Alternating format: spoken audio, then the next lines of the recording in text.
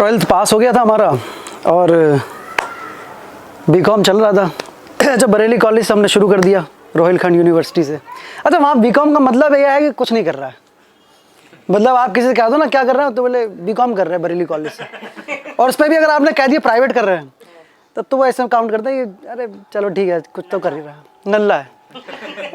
अच्छा, क्या हुआ, प्राइवेट मेरा शुरू हो गया। अच्छा, प्राइवेट में क्या है, आपको जाना नहीं होता है, कॉलेज वाले आपको घुसने ही नहीं देंगे। मतलब ऐसा अछूत बना देते हैं कि साला घुसने ही नहीं दिया जाएगा। सिर्फ रेगुलर एडमिशन जिनका हुआ है वो लोग जाएंगे, और सिर्फ एग्जाम होगा तभी आप लोग को एंट्री मिलेगी। तो कोई मतलब ही नहीं है, अब साल भर फ्री है। अच्छा, मैंने एक चीज़ ठान ली थी, बाप की इतनी गाली सुनी कि मैंने सोच लिया था अब पैसा कमाना है। मतलब टाइम यूटिलाइज करना है अपना। भाई मतलब देख रहे हैं आसपास सब लोग काम कर रहे हैं, पैसा कमा रहे हैं, हम क्यों खाली बैठे। तो सोच लिया था जॉब करनी है। अब बरेली में लगता था बरेली में क्या है, 5,000 की जॉब मिलेगी। भाई 5,000 के बंदे दिख रहे हैं हम आपको, 5 से ऊपर जाना है भाई, यहाँ नहीं करना है। अच्छा, हमारे एक दो दोस्त थे जो दिल्ली में जॉब कर रहे थे, उन्होंने दिल्ली का वो भौकाल बना रखा था हमारे दिमाग में। बस सोच लिया था अब दिल्ली जाना है। अच्छा, क्या करते हैं ये लोग, ऐसे स्क्रिप्ट सुनाते हैं दिल्ली की कि आपको लगता है कि बस आपको दिल्ली पहुंचना है, जॉब वहाँ बिल्कुल रेडी है, 20, 25, 30 हज़ार रुपये आपको जाते ही मिल जाएगा। आप जाके साल भर जॉब करेंगे, उसके बाद 50, 60, 70 हज़ार रुपये सैलरी, उसके बाद लाख, फिर आप गाड़ी खरीदेंगे, अपना फ्लैट खरीदेंगे, वापस आएंगे तो आपके जो माँ बाप हैं वो आपकी आरती उतार रहे होंगे। यू वो पिक्चर देखिए आप लोग, सेटबैक्स पे आती सूर्यवंशम। कोरे कोरे मेरे सपने। जैसे उस गाने में अमिताभ बच्चन की जो ग्रोथ दिखाई है, पहले एक गाने में भाई साहब कहाँ से कहाँ, तो ये कोरे कोरे मेरे सपने जो है, इसी तरह से मैं बोल लेता था। मैंने कहा बस सब कुछ सेट है। वो कह रहा था बस देख भाई, स्टाइल और एटीट्यूड मेंटेन करना पड़ता है दिल्ली में। मैंने यार दिखते तो ठीक ठाक ही हैं, स्टाइल भी थोड़ा मारना सीख ही जाएंगे तो भाई, हर जगह का माहौल अलग ही है, सीख जाएंगे। ऑब्जर्वेशन मेरी हमेशा से अच्छी रही है, बस कोई बात नहीं। बोला बस इंग्लिश पे ध्यान देना। नहीं यार, ये बस गहरी बात कह दी इसने। यूपी बोर्ड के तो वहीं पहले ही बताया, लगा इंग्लिश चल कोई नहीं, वो तो थोड़ा बहुत मैनेज कर ही लेंगे। और क्या होता है ना, देखो जो बच्चा पैदा होता है वो इंग्लिश सीख के तो नहीं आता है। अब अमेरिका में पैदा होने वाला बच्चा इंग्लिश बोलने लगता है, इंडिया में पैदा होने वाला हिंदी बोलता है, तो हम भी रहेंगे तो सीख जाएंगे। बाकी थोड़ी बहुत काम चलाऊ आती है, कोई बात नहीं। बस तय हो गया कि अब जा रहे हैं दिल्ली। पापा हमारे लाला हैं, उनका खुद का बिजनेस है, तो वो भी चाहते थे हमारा लौंडा बिजनेस करे। अच्छा, लाला सुनते ही बड़ा ऐसा लगता था कि गाली दे रहा है। मैंने सोच लिया था पापा कुछ भी कर लूंगा, बिजनेस नहीं करना है मुझे, अपना खुद का सेल्फ डिपेंडेंट होना है, पैरों पे खड़े होना है। बोले बाहर जाओगे ना तब पता चलेगी पैरों पे खड़े होना है। कोई बात नहीं, खाना छोड़ दिया, अपनी जिद मनवा ली। अगले दिन सुबह आला हजरत का टिकट कटा हुआ है, 6 बजे ट्रेन है बरेली से पुरानी दिल्ली, तैयार। सुना था कि क्या होता है कि मीठा खा के निकलो तो काम अच्छे हो जाते हैं। बस जिसने ये बात बोली थी उससे ये पूछना भूल गया कि मीठा खुद खाना होता है, कोई खिलाए तब अच्छा होता है। घर वालों को लगा था कि साला कुछ नहीं कर पाएगा। सुबह जब जा रहे थे पैर छूने के लिए उठा रहे तो बोले जा रहे डिस्टर्ब मत कर, जा निकल जा। फ्रिज से दही निकाला, चीनी डाली, घोला, अपने आप ही शगुन कर लिया अपना। बैग टांगा, मंदिर में हाथ जोड़े, चल दिए। मैं और मेरा कजन भाई, हम दोनों लोग निकल गए थे। बस सोच के गए थे, वो वाला गाना याद था सूर्यवंशम वाला, छोटे छोटे मेरे सपने। बरेली से हमने ट्रेन पकड़ी, 6 बजे की आला हजरत ट्रेन। यहाँ से मस्त सीट मिली। मैंने कहा आज का दिन बढ़िया है, सब कुछ अच्छा जा रहा है, दिल्ली में भी बढ़िया ही होगा। रामपुर से आगे जब ट्रेन चली है और जब दिल्ली पैसेंजर जो चढ़ गए, जो जॉब ऑफिस वाले होते हैं, मतलब भाई साहब मैं ये देख रहा हूँ कहाँ से आ रहे हैं लोग यार, घुसते ही चले जा रहे हैं, घुसते ही चले जा रहे हैं। लड़के थे हम, तो हमें गेट पे खड़े होने का बड़ा शौक था, तो सोचा हवा लेते हुए जाएंगे ऐसे खड़े हुए। वो धक्का लगते लगते लगते लगते जाके टॉयलेट पे खड़े हुए हैं थोड़ी देर। और जो नज़ारे देखने का मन था, और जो एक वो था ना ताजगी, सुबह सुबह की खुशबू, भाई साहब अगला बंदा वहीं मूत रहा था। खैर कोई बात नहीं, जैसे तैसे भीड़ भाड़ से पैर थोड़ा दुख गया ना, जाके सीट पे बैठ गए। जैसे तैसे एक सीट मिली, एक लड़का जा रहा था, वो भी दिल्ली का ही था, तो बात करते करते, अच्छा लड़कों में दोस्ती बहुत जल्दी जाती है, और भाई सब बढ़िया, सब बढ़िया, हो गई दोस्ती, बातचीत शुरू। तो उसने पूछा, हमने बताया कि जॉब के लिए जा रहे हैं और ऐसे ऐसे करके सत्य निकेतन जाना है, हमारा दोस्त रहता है वहाँ पे। बोले अच्छा अच्छा। मैंने कहा कि मुझे बस ये बता दो भाई कि मतलब पहली बार जा रहे हैं तो ये ट्रेन से हम कहाँ उतरे, मतलब दिल्ली जाने के लिए कभी कोई गाजियाबाद उतर जाता है, कोई आनंद विहार, कोई कहीं। हमारे दोस्त ने कहा था कि नहीं न्यू दिल्ली स्टेशन उतरना, ट्रेन जा रही थी पुरानी दिल्ली। साला चक्कर में पड़ गए, उतरे कहाँ पे। तो बोला अच्छा जाट था, बोला तारा भाई बचपन से दिल्ली में रहा है, मैं बताऊंगा कहाँ जाना। मैंने भाई बता दे। सत्य निकेतन। तो तुमने जाना है, ठहर मैं अपने दोस्त से पूछता हूँ। मैंने भाई कैसे रह रहा बचपन से यार, हमसे बरेली का चप्पा चप्पा पूछ ले। खैर उसके दोस्त ने फोन किया, अच्छा गाजियाबाद ट्रेन पहुंच चुकी थी, ठीक है, और वो अपने दोस्त को कॉल कर रहा है, यहाँ से ट्रेन चल चुकी है। धीरे धीरे अब उसके दोस्त ने उसे बताया कि भाई उसको बोलिए जो भी है कि गाजियाबाद ही उतर जा। फोन कटा। अच्छा ट्रेन की अच्छी खासी स्पीड हो गई है भाई, थारे को ना यही गाजियाबाद ही उतरना होगा। मैंने कहा अब बता रहा भाई ट्रेन चल गई। बोला अरे यार तुम तो लड़के लोग हो, उतर जा कूद के। मैंने कहा सही कह रहा है। अच्छा ठसते ठासते इधर उधर धक्का धुक्की करते करते गेट तक जैसे जैसे पहुंचे। अब पैर कांप रहा है भाई साहब, स्पीड तो अच्छी खासी हो गई इसकी। अच्छा मेरी फिजिक्स अच्छी रही है बचपन से ही, तो मुझे पता था कि दौड़ते हुए उतरूंगा तो शायद बच जाऊं। बैग टांगा, मैंने दौड़ते हुए जंप लगाई और निकल गया। मेरा भाई न्यू बैग लेके गया था इंप्रेशन मारने, लैपटॉप वाला बैग, लैपटॉप नहीं उसमें थी फाइलें, लेकिन लैपटॉप बैग लेके गया है ताकि इंप्रेशन अच्छा पड़े ऑफिस में। मैंने भाई बैग फेंक दे, तुझे इजी हो जाएगा कूदने में। बैग नहीं फेंकूंगा, बैग नहीं, बैग नया है। मैंने भाई जान जरूरी है बैग जरूरी है। ना ना ना मैं बैग लेके कूद जाऊंगा।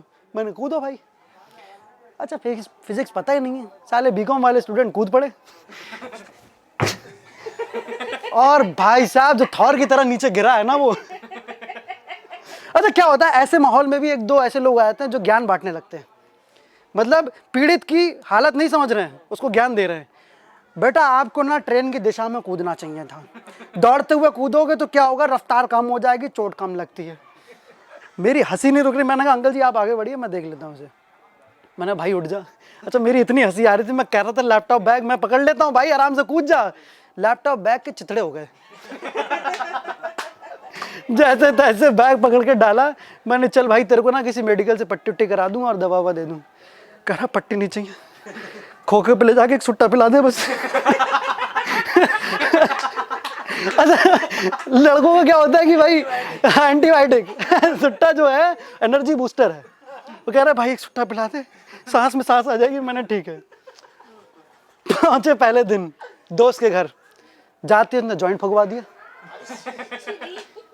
अरे यार कुछ करने वाले हैं नहीं हम लोग, जाते जॉइंट फूका। 2 दिन बाद आंख खुली तमने कि भाई वो इंटरव्यू कहाँ हो रहे हैं। तो कह रहा भाई आराम से ना धो ले, तेरी मैंने बात कर ली, जाके ऐसे ऐसे करके इस सेक्टर में चले जाना, वहाँ इंटरव्यू चलना, जाके दे देना। ठीक भाई साहब रंदा मारे पड़े प्रेस में, ऐसी ऐसी क्रीज बना दी मैंने प्रेस की, ऊपर तक बटन, पैंट में ऐसे नोक निकाल दिया, काले जूते, ऊपर तक बटन, फाइल लेके तैयार, जैसे एमडी हम ही बनाने वाले हैं लोग। भौकाल इतना काट रखा था ना कि हम इतने, अच्छा छोटी जगह के लोग होते भी बेचारे भोले भाले, उन्हें जो जो समझा दे वो समझ के चले जाते हैं। अब ऑफिस पहुंचे तो देख रहे हैं यहाँ तो साला कोई जीन्स में घूम रहा है, कोई लूज कपड़े पहना है, कोई कुछ। हम ही 2 नमूने बैठे हुए थे वहां पे, बिल्कुल बटन इतना टाइट था कि गर्दन तक नहीं घूम रही थी ऐसा करके देखने के लिए, सांस अलग भूल रही है। अच्छा आसपास माहौल बड़ा गंभीर, सब लोग भयंकर इंग्लिश बोल रहे हैं। वो इंग्लिश सुन सुन के इतनी घुटन सी हो रही थी मेरा, मैंने कहा यार कैसी जगह है यार ये, हिंदी में कोई बात ही नहीं कर रहा। जैसे तैसे मेरा नंबर आया, पहुंचे, मैडम मिल गई।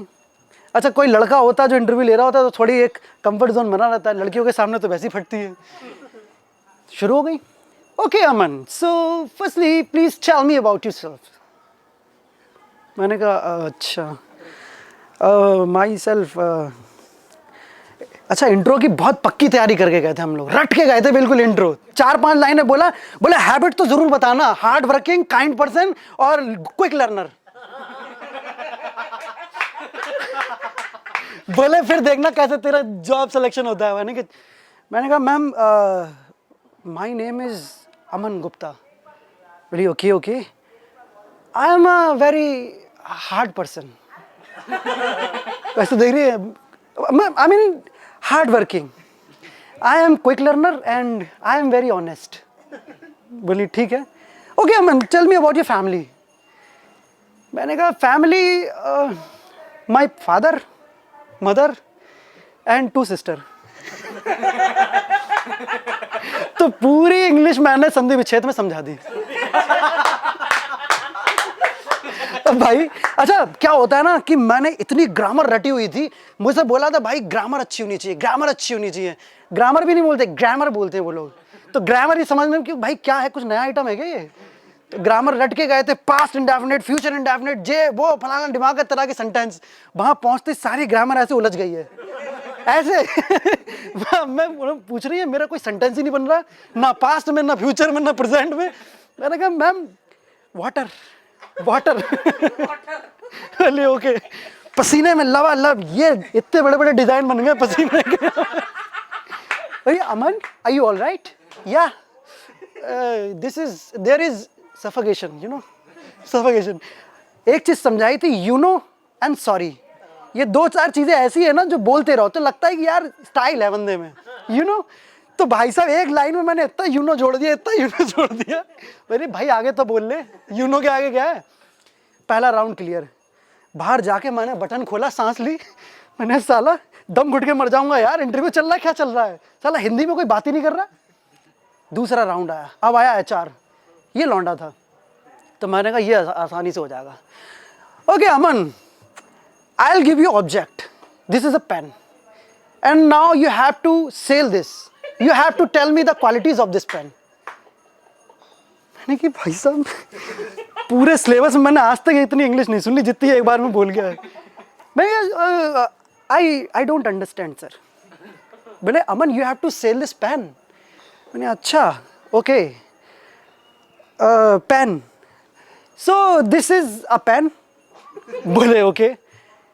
You can write this with, I mean, whatever you want. Whatever is going on in your mind, you can write down.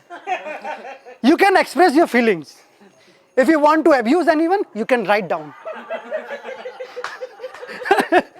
You can write anything. Any पे इतना जोर लगाया कि भाई कुछ बड़ी चीज लिख सकता है तू, समझ मेरी बात को। You can write anything भाई।